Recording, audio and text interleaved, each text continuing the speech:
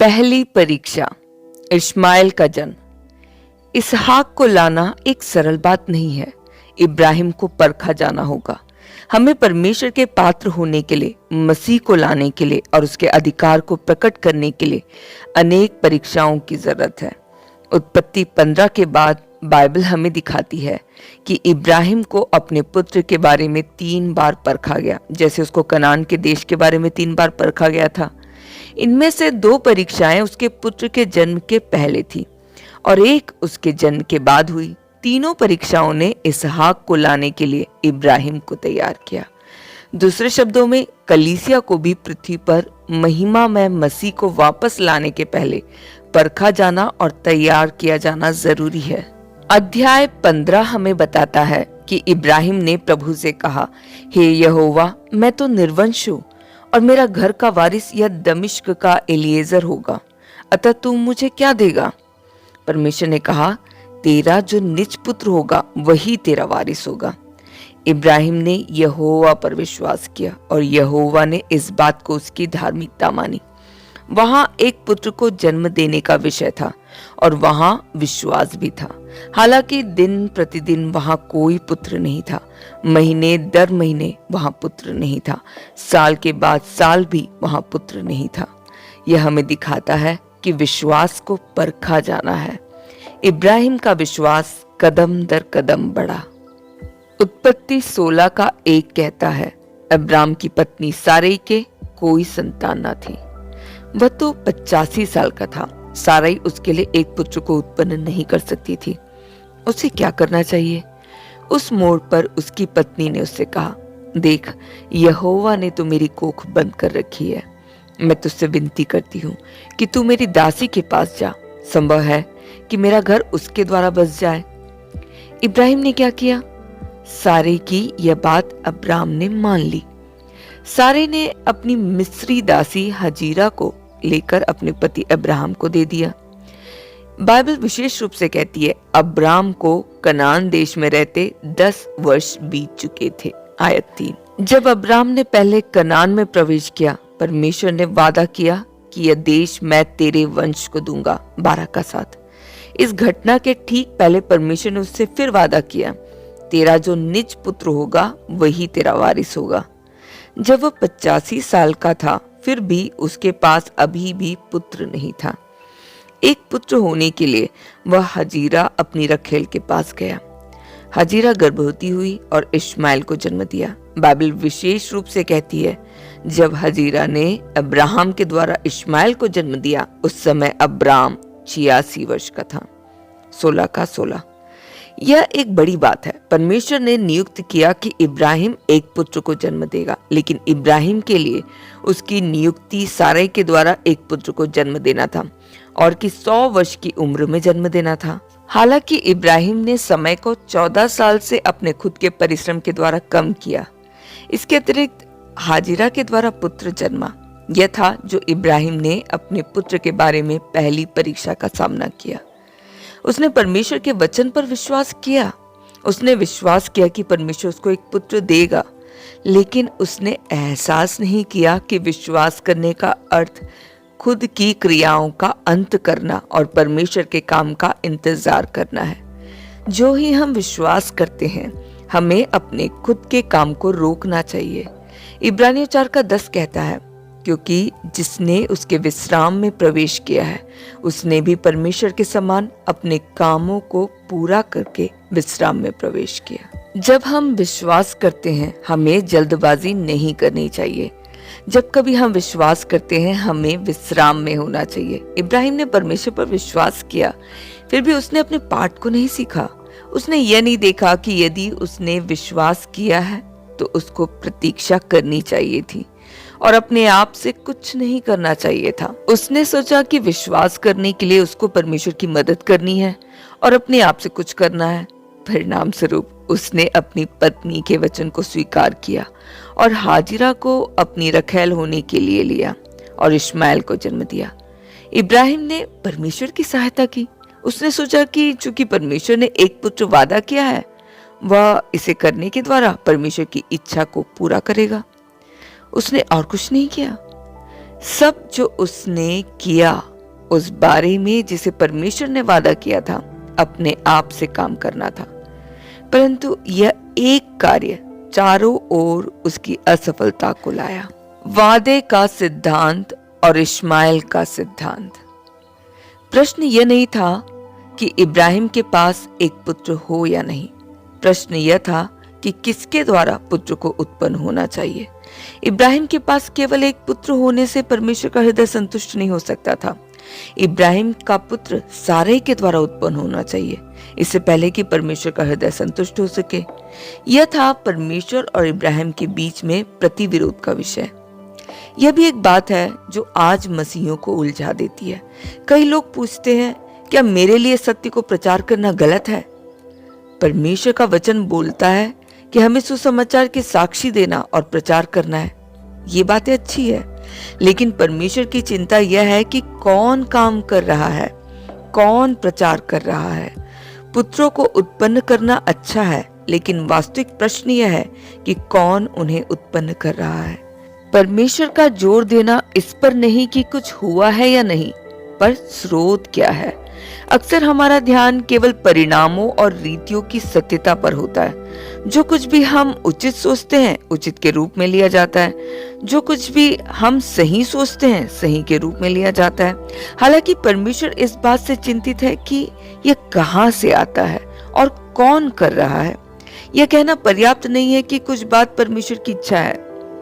एक व्यक्ति को फिर भी पूछना है कि कौन इस इच्छा को पूरा कर रहा है। यह परमेश्वर की इच्छा है कि उसके पास एक पुत्र होना, परंतु उसकी इस इच्छा को पूरा करने के लिए कौन जन्म देने जा रहा है। यदि जन्म देना एक व्यक्ति के स्वयं के परिश्रम से है, तो परिणाम इश्माएल होगा। परमेश्वर का इरादा था कि इब्राहिम पिता हो, इसलिए परमेश्वर ने उस पर एक विशेष काम किया, उसको यह दिखाने के लिए कि पिता होने का मतलब क्या है। परमेश्वर का पिता होने का अर्थ यह है कि सब कुछ परमेश्वर से निकलना चाहिए। यदि इब्राहिम ने नहीं देखा कि सब कुछ परमेश्वर से निकलता है और यह कि वह पिता है, वह कई जातियों का पिता होने के योग्य नहीं होगा। फिर भी इश्माएल को जन्म देना स्वयं इब्राहिम से निकला था और परमेश्वर से नहीं था। परमेश्वर की संतानों के लिए सबसे बड़ी परीक्षा उनके कामों के स्रोत को चुनने में है। परमेश्वर की कई संतानें अक्सर कहती हैं कि अमुक बातें अच्छा, सही या परमेश्वर की इच्छा के अनुसार है। इन अच्छा, सही या परमेश्वर की इच्छा के अनुसार की बातों के पीछे स्वयं सारे कामों को करता है और वहां सूली का एहसास नहीं है और शारीरिक जीवन के साथ निपटने के लिए परमेश्वर को कोई अवसर नहीं दिया गया है। इन स्थितियों के तहत वे परमेश्वर की इच्छा को तथाकथित अच्छा या सही बातों के द्वारा पूरा करता है। परिणाम इसहाक नहीं है, परंतु इश्माएल है। हमें परमेश्वर से हमारे साथ बात करने के लिए कहना है और हमें दिखाने के लिए कि वास्तव में कौन काम कर रहा है। यह एक बहुत मुख्य बात है।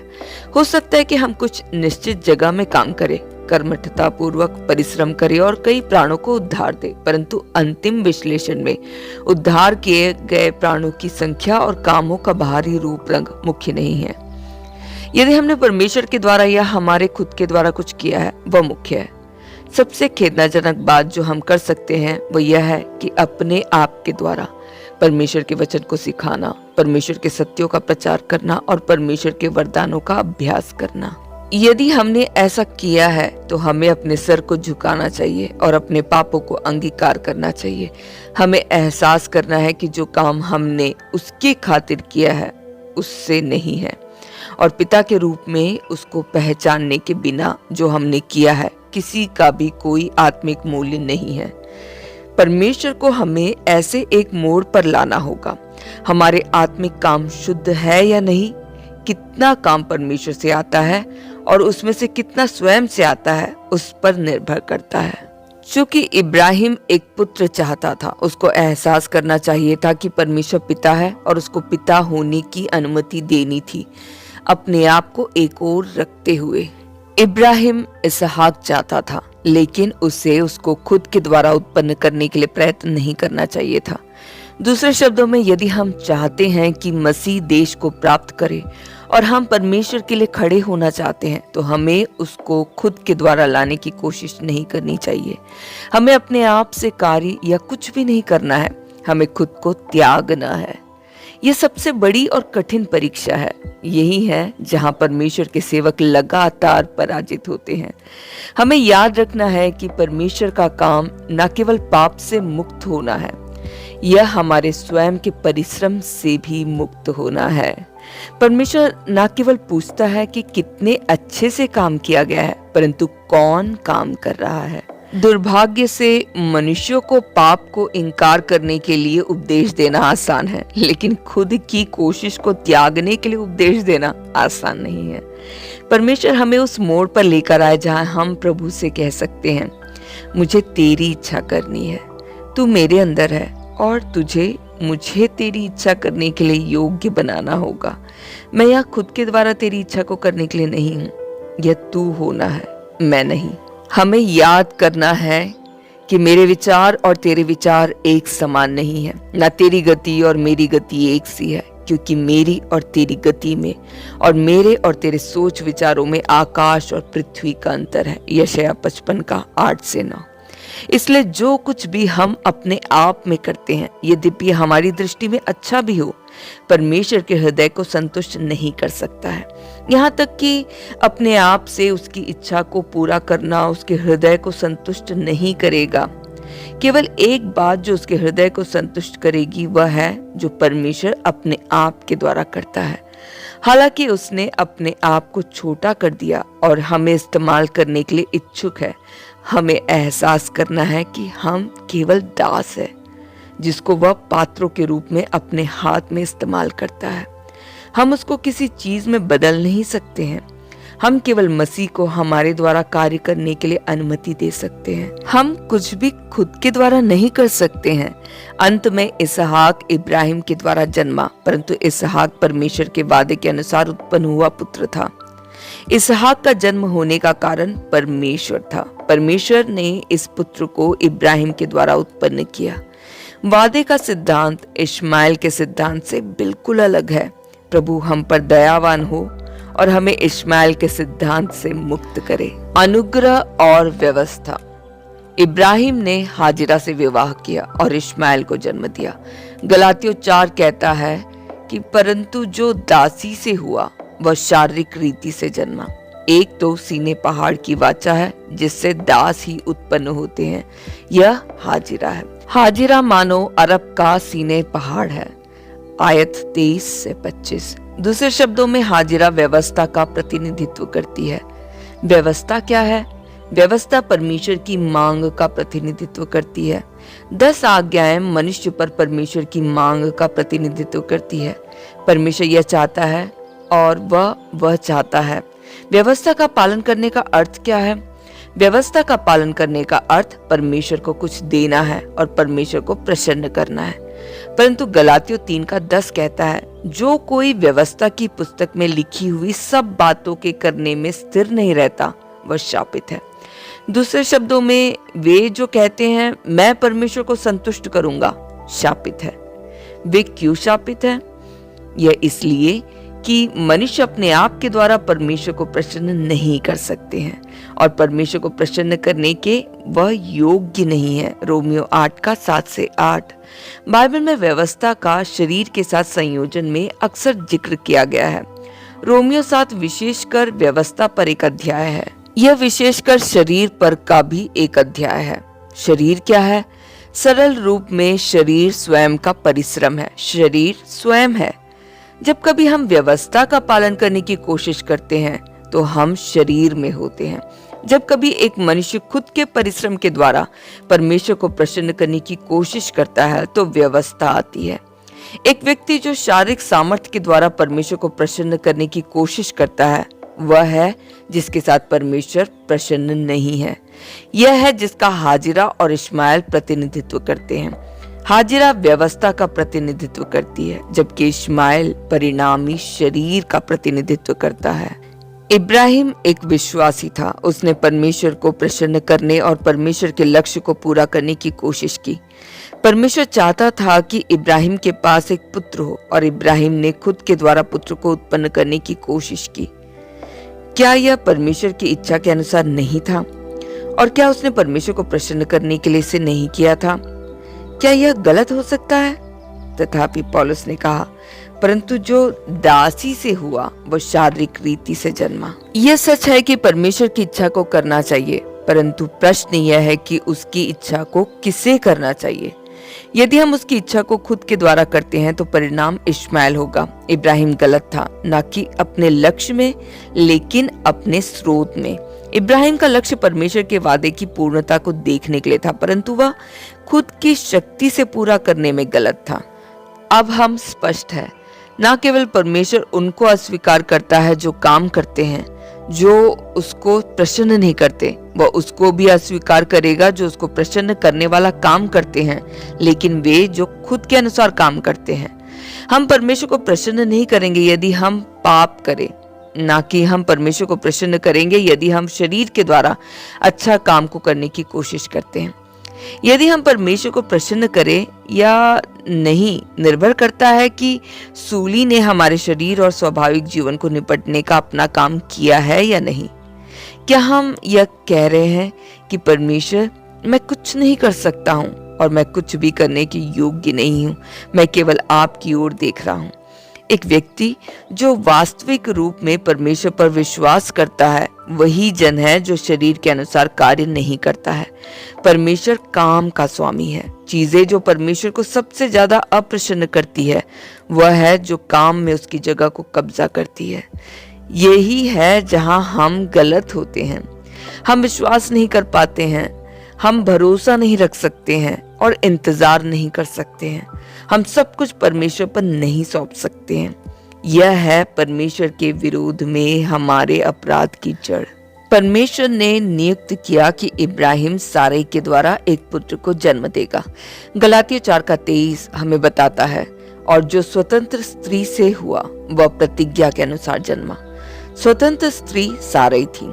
हाजिरा व्यवस्था का प्रतिनिधित्व करती है, जबकि सारै अनुग्रह का प्रतिनिधित्व करती है। व्यवस्था और अनुग्रह के बीच का अंतर क्या है? काम को अपने आप के द्वारा करना व्यवस्था है, जबकि अनुग्रह परमेश्वर का हमारे लिए कामों को करना है। सरल रूप से अनुग्रह परमेश्वर का हमारे लिए सब कुछ करना है। यदि हम उसे करते हैं तो यह अनुग्रह नहीं है। केवल जब परमेश्वर हमारे लिए करता है वह अनुग्रह है। अनुग्रह जैसे बाइबल में परिभाषित किया गया है सहनशीलता या धैर्य नहीं है, ना कि अपने आप से कुछ करना है। यह कुछ निश्चित बात है जो परमेश्वर हम में करता है। परमेश्वर को जो निश्चित काम इब्राहिम में करना था यह था सारै के द्वारा इसहाक को उत्पन्न करना था। इसहाक को इब्राहिम से उत्पन्न होना था, परंतु वह अनुग्रह के द्वारा और परमेश्वर की प्रतिज्ञा के माध्यम से उत्पन्न होना था। मृत्यु बिना कोई जीवन नहीं।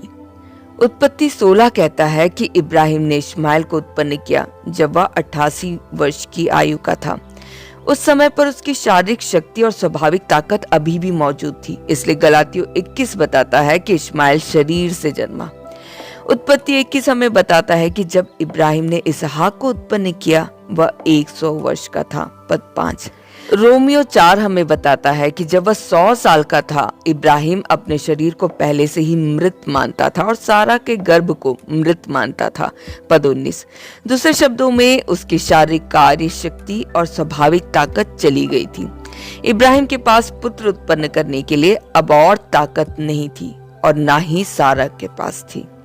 परमेश्वर ने इसहाक को उत्पन्न करने के लिए इस समय को चुना। इसका अर्थ है कि परमेश्वर चाहता था कि इब्राहिम खुद को मरने के समान जाने और यहाँ तक कि मृत व्यक्ति जाने, ताकि वह परमेश्वर पर भरोसा कर सके जो मृतकों को जीवन देता है और जो अस्तित्व में ना होने वाली चीजों को ऐसे बुलाता है मानो वो है। परमेश्वर का इरादा इब्राहिम के लिए था कि वह एहसास करे कि वह पिता नहीं है। यह बहुत दिलचस्प है कि परमेश्वर उसे पिता बनाना चाहता था, फिर भी उसी समय पर वह उससे चाहता था कि वह देखे कि वह एक पिता नहीं है। वह रुका रहा जब तक इब्राहिम की पूरी स्वाभाविक शक्ति चली ना गई, इससे पहले कि वह उसे इसहाक देता। इस प्रकार का काम है जो परमेश्वर हमारे अंदर करना चाहता है। वह प्रतीक्षा करता है, चाहे इस प्रतीक्षा का मतलब 14 वर्ष हो, वह फिर भी इंतजार करेगा। वह उस दिन का इंतजार कर रहा है जब तक हम एहसास करेंगे कि हम नहीं कर सकते, और जब हम अपने आप को मृत के समान देखेंगे तब हम इसहाक को उत्पन्न करेंगे। वह हमें आज इस्तेमाल नहीं कर सकता क्योंकि हमारा समय नहीं आया है। परमेश्वर केवल अपनी इच्छा को पूरी करने के पीछे नहीं है, पर एक उपलब्धि को प्राप्त करने के पीछे जो उससे निकली है। यदि हमारे पास केवल सिद्धांत और ज्ञान है और हम कभी इस बिंदु तक नहीं लाए गए जहां हम उसको कहे, मैं अंत में पहुंच चुका हूं, मैं मर गया हूं और मैं नहीं कर सकता, वह हमें इस्तेमाल नहीं कर सकता और हम इसहाक उत्पन्न नहीं कर सकते या उसके लक्ष्य को पूरा नहीं कर सकते। इसहाक को उत्पन्न करने के लिए एक बहुत महत्वपूर्ण शर्त समय का मामला है। प्रभु वास्तव में हमें इस्तेमाल नहीं कर सकता और हम वास्तव में मसीह को प्रकट नहीं कर सकते या पृथ्वी पर तब तक परमेश्वर की गवाही को कायम नहीं रख सकते जब तक हम 100 वर्ष की आयु के नहीं हो जाते। यही समय है सब कुछ हमारे बारे में समाप्त हो जाता है। वह दिन आने से पहले प्रत्येक काम जिसे हम अपने आप के द्वारा करते हैं इश्माएल है। सवाल अब यह है कि हम इश्माएल चाहते हैं या इसहाक। इश्माएल को उत्पन्न करना आसान है। यदि हम हाजिरा के समान हैं तो हम इश्माएल को किसी भी समय उत्पन्न कर सकते हैं। हाजिरा के माध्यम से चीजें करना आसान है। यदि हम हाजिरा के समान हैं, हमें इंतजार करने की कोई जरूरत नहीं है, परंतु यदि हम सारे के समान होंगे तो हमें इंतजार करने की जरूरत है। इश्माएल को उत्पन्न करने में इंतजार करने की कोई जरूरत ही नहीं होती है, परंतु इसहाक को उत्पन्न करने के लिए इंतजार करने की जरूरत है। किसी को परमेश्वर के वादे के लिए, उसके समय के लिए और उसके लिए कार्य करने के लिए इंतजार करने की जरूरत पड़ती है। वे जो परमेश्वर के कार्य करने का इंतजार नहीं कर सकते, जो परमेश्वर को कार्य करने की अनुमति नहीं देंगे और जिनके पास उनके लिए परमेश्वर कार्य करना नहीं है, वे इश्माएल को पकड़ने के लिए अपने हाथों को आगे बढ़ाएंगे। वे जो इसहाक को चाहते हैं, उन्हें परमेश्वर का इंतजार करना होगा। वह दिन आएगा जब हम अपने आप से कुछ नहीं कर पाएंगे, कुछ के लिए भी सक्षम नहीं होंगे और पूरी तरह अपने आप के अंत में होंगे। वह दिन होगा जब मसीह हम में पूरी तरह प्रकट होगा और परमेश्वर का लक्ष्य पूरा होगा। उस समय से पहले जो कुछ हम अपने आप से करते हैं उसका कोई आत्मिक मूल्य नहीं है, बल्कि यह हानिकारक होगा।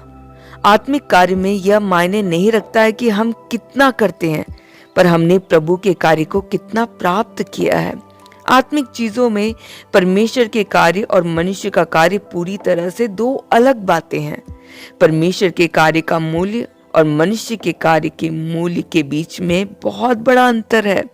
केवल वह जो उससे निकलता है उसका कोई आत्मिक महत्व है, कुछ भी जो उससे नहीं निकलता है उसका कोई आत्मिक मूल्य नहीं है। फिर इश्माएल क्या है? इश्माएल समय से पहले जन्मा कुछ है। यह अपने आप से चीजें करता है। हम कह सकते हैं कि इश्माएल दो लक्षणों को शामिल करता है। पहला गलत स्रोत है और दूसरा समय से पहले जन्म का समय। आत्मिक चीजों में कुछ भी समय के विषय से ज्यादा हमारी परीक्षा नहीं लेता। अक्सर हमारे शरीर को बेनकाब होने में ज्यादा कुछ नहीं लगता है। सब कुछ जो परमेश्वर करना चाहता है वह है हमें 3 महीनों तक एक तरफ रखना, और हमारा शरीर इसको सहन नहीं कर पाएगा। पर परमेश्वर कभी भी अपने समय से पहले इश्माएल को देखना पसंद नहीं करेगा। यहाँ तक कि यदि हम कुछ शब्द या कुछ बातें कह सके और यहाँ तक कि यदि चीजें दिखने में परमेश्वर की लगे, वह उससे प्रसन्न नहीं होगा। परमेश्वर का लक्ष्य परमेश्वर के समय के अनुसार और उसके सामर्थ्य के अनुसार प्राप्त करना चाहिए। यह इसहाक का सिद्धांत है, परमेश्वर के समय और परमेश्वर के सामर्थ्य का सिद्धांत। इब्राहिम का एक बार फिर धार्मिक होना। रोमियो 4:22 कहता है, और वह जो 100 वर्ष का था अपने मरे हुए से शरीर और सारा के गर्भ की मरी हुई किसी दशा जानकर भी विश्वास में निर्बल ना हुआ और ना अविश्वासी होकर परमेश्वर की प्रतिज्ञा पर संदेह किया, पर विश्वास में दृढ़ होकर परमेश्वर की महिमा की और निश्चय जाना कि जिस बात की उसने प्रतिज्ञा की है वह उसे पूरी करने को भी सामर्थ्य है। इस कारण यह उसके लिए धार्मिकता गिना गया। हमें ध्यान देना चाहिए कि इन पदों में इब्राहिम का विश्वास द्वारा धार्मिकता समय में भिन्न है उससे जो रोमियो 4:3 में कहा गया है, जो कहता है इब्राहिम ने परमेश्वर पर विश्वास किया और यह उसके लिए धार्मिकता गिना गया। यह पौलुस का उत्पत्ति 15:6 से उद्धरण है, जो इब्राहिम के 85 साल होने से पहले के समय को सूचित करता है। उस समय पर परमेश्वर ने इब्राहिम को एक दर्शन में कहा, तेरा जो निज पुत्र होगा वही तेरा वारिस होगा। परमेश्वर ने उसको बाहर ले जाकर आकाश की ओर दृष्टि करके तारागण को गिनने को कहा और फिर उसने कहा, तेरा वंश ऐसा ही होगा। इब्राहिम ने परमेश्वर में विश्वास किया और परमेश्वर ने उसके लिए इसे धार्मिकता गिना। यह पहली धार्मिकता थी। हालांकि इब्राहिम ने विश्वास किया, उसका विश्वास सिद्ध नहीं था और बाद में उसने अपने शरीर के द्वारा इश्माएल को जन्म दिया। रोमियो 4:22 में शब्द यह उसके लिए धार्मिकता गिना गया उत्पत्ति 17 की घटना को सूचित करता है। उस समय वह 90 वर्ष का था। हालांकि वह अपने शरीर को मरा हुआ और सारा के गर्भ को मरी हुई सी दशा में समझता था, उसने अविश्वास में संदेह नहीं किया। उसने पूरी तरह विश्वास किया कि परमेश्वर पूरा करेगा जो उसने प्रतिज्ञा की है। यह उसके लिए धार्मिकता गिना गया। अतः यह आगे उसके लिए विश्वास के द्वारा धार्मिकता थी। वहां 10 साल का समय अंतराल था, पर परमेश्वर अभी भी इब्राहिम को वही पाठ सिखा रहा था, विश्वास का पाठ। शुरुआत में वहां उसके विश्वास में इब्राहिम का अपना तत्व था। कई सालों के बाद उसने पूरी तरह से अपने आप से आशा खो दी, पर वह फिर भी विश्वास करने पाया। परमेश्वर ने उसके लिए इसे उसके विश्वास पर आधारित धार्मिकता जाना। परमेश्वर उसे इस बिंदु तक लेकर आया जहां उसने सचमुच विश्वास किया। यह उसमें परमेश्वर के कार्य का परिणाम था। यह दिखाता है कि यह ना तो चाहने वाले की, ना दौड़ने वाले की, परंतु दया करने वाले परमेश्वर की बात है। रोमियो 9:16। वही है जो कार्य को प्रारंभ करता है और वही है जो कार्य को चलाता है। प्रभु हम पर दया करे, वह हमें विश्वास के पाठ को सीखने के लिए सहायता करे और हम केवल उसी को देखें।